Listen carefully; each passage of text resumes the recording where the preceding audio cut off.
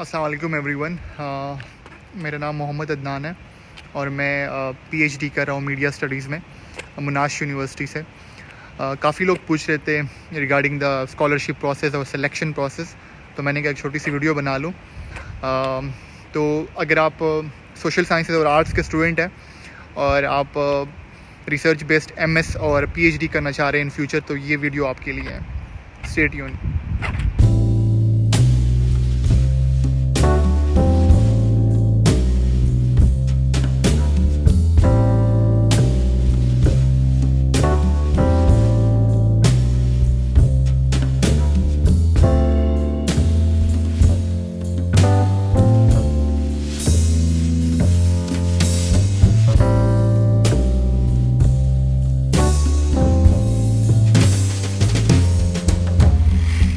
Welcome back. Basically आज हम बात करने वाले हैं पीएचडी और रिसर्च बेस्ड जो एमएस हैं उसकी स्कॉलरशिप्स के हवाले से, स्पेशली पीएचडी और मास्टर के स्टूडेंट्स के लिए, लेकिन आर्ट्स और सोशल साइंसेज में। तो आज की वीडियो में बेसिकली हम बात करेंगे कि किस तरह से आप अपनी यूनिवर्सिटीज़ को सेलेक्ट कर सकते हैं और किस तरह से आप अपने पोटेंशियल सुपरवाइजर्स को कांटेक्ट कर सकते हैं। तो अच्छा, सबसे इंपॉर्टेंट चीज़ यहाँ पे ये है कि आपने सबसे पहले डिसाइड करना है कि आपका पर्पस क्या है। आपका पर्पस क्या किसी कंट्री में सिर्फ इतनी स्कॉलरशिप लेना है जिससे आप सर्वाइव कर सकें, या आप पाकिस्तान में अपनी फैमिली को भी सपोर्ट करना चाहते हैं साथ में। क्योंकि for example in case of countries like US, UK, Australia, Canada, आपको कहीं पे तो वर्किंग राइट्स होते हैं और कहीं पे आपका अमाउंट मतलब उतना होता है कि आप पाकिस्तान में अपनी फैमिली को भी सपोर्ट कर सकते हैं। तो आपने ये जो फैक्टर है इसको सोच के आपने अपनी कंट्री की सिलेक्शन करनी है जहाँ पे आप अप्लाई करना चाह रहे हैं।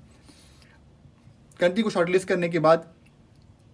जो सेकंड स्टेप है वो अपनी यूनिवर्सिटीज़ को शॉर्टलिस्ट करना है। For example in case of Australia there is a group of 8 जो टॉप 8 यूनिवर्सिटीज़ है ऑस्ट्रेलिया की, और तकरीबन हर यूनिवर्सिटी जो है ना वो फुली फंडेड स्कॉलरशिप्स ऑफर करती है इंटरनेशनल स्टूडेंट्स को। तो आप अपने जो शॉर्ट लिस्टिंग करनी है वो आपने इस बेस पे करनी है कि क्या आपका जो डिपार्टमेंट है या जो आपका सब्जेक्ट है जिसमें आप एमएस या पीएचडी करने जा रहे हैं, तो क्या वो अवेलेबल है या नहीं। जब आपने इस बेस पे शॉर्ट लिस्टिंग कर ली, then the third step for you is to contact your supervisor. अब सुपरवाइजर्स के हवाले से किस तरह कॉन्टेक्ट करते हैं, कंटेंट क्या है, कितने लोगों को करना चाहिए, उस पर मैं फ्यूचर में एक अलग वीडियो बनाऊंगा। बट आज की वीडियो में जनरल एक मैं बात कर लेता हूँ। वो ये है कि आप या तो सुपरवाइज़र से आप उसको एक मैसेज ईमेल कर सकते हैं उसको। आप उससे पूछ सकते हैं कि क्या आप अवेलेबल हैं, आपके पास स्पेस है। आप थोड़ा सा अपनी एक ईमेल कर दें जिस में आप बताइए, अपना थोड़ा सा बैकग्राउंड बता दें, अपनी सीवी अटैच कर दें और बता दें कि मैं इस एरिया में आपके साथ काम करना चाहता हूँ या चाहती हूँ। उसका फ़ायदा ये होता है कि फॉर एग्जांपल आपको ग्रीन सिग्नल मिल जाता है, तो then you can prepare and then you can work on your research proposal. Otherwise what happens कि फॉर एग्जांपल अगर आपका किसी पर्टिकुलर एरिया में इंटरेस्ट नहीं है और आप प्रपोजल बना लेते हैं,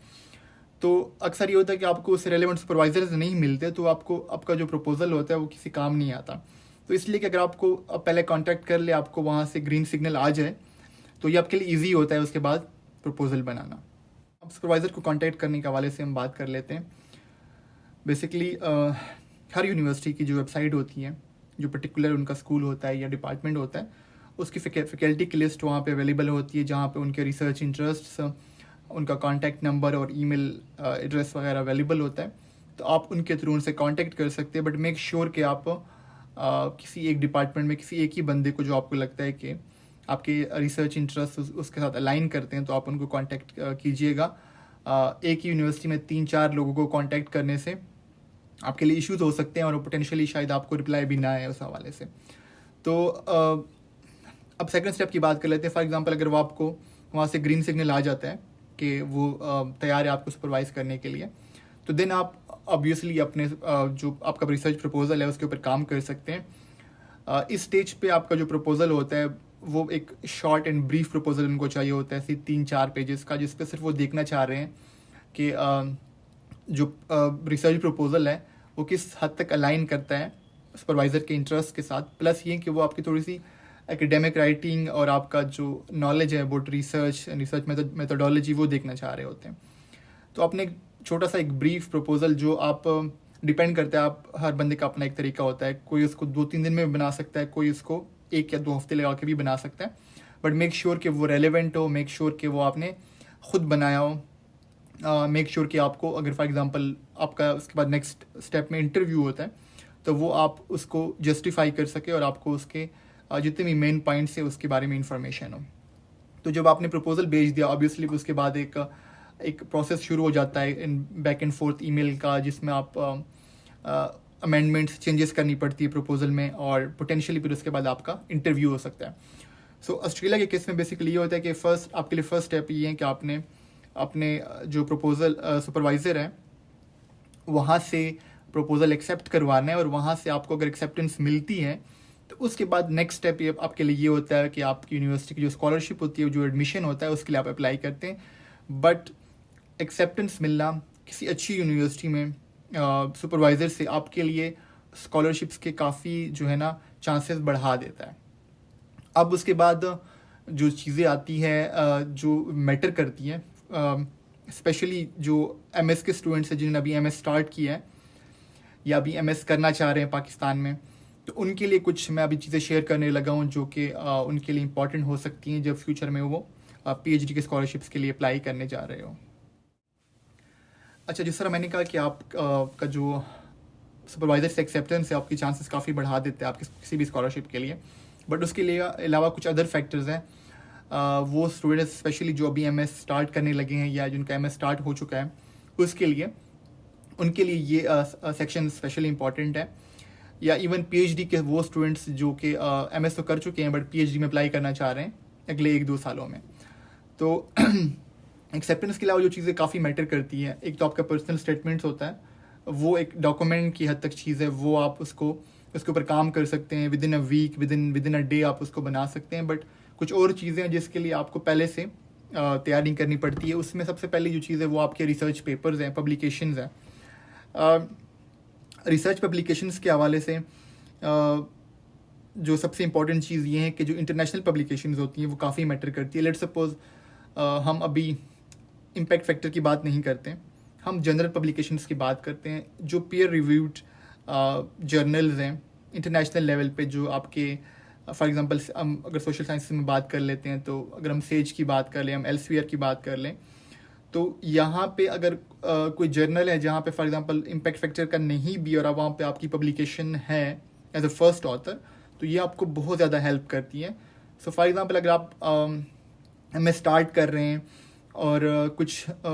एमएस डिग्रीज़ में आपके पास एक अपॉर्चुनिटी होती है कि फॉर एग्जांपल आपको कुछ असाइनमेंट्स मिलती है जिसमें आप लिटरेचर रिव्यू पे काम करते हो, तो बेसिकली आप उन्हीं असाइनमेंट्स को कन्वर्ट कर सकते हो पेपर्स में। तो 1-2 पब्लिकेशंस बाहर की हो ज़्यादा अच्छा है, नहीं तो पाकिस्तान की पब्लिकेशंस भी अगर आपके पास हैं तो वो आपकी जो चांसेस है सिलेक्शन के उनको काफ़ी बढ़ा देते हैं।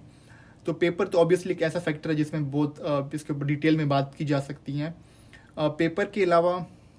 जो एक और इम्पॉर्टेंट चीज़ है वो आपका जो एक्टिविटीज़ है, जो बाकी एक्टिविटीज़ है, फॉर एग्जांपल आपने वर्कशॉप्स अटेंड की है, आपने ऑनलाइन कोर्सेज़ किए हैं, आपने सेमिनार्स अटेंड किए हैं, आपका कोई इंटरनेशनल एक्सपीरियंस है कि समर एक्सचेंज पे गए हुए हैं, तो इस तरह की चीज़ें बहुत ज़्यादा मैटर करती है सोशल साइंसेज और आर्ट्स में।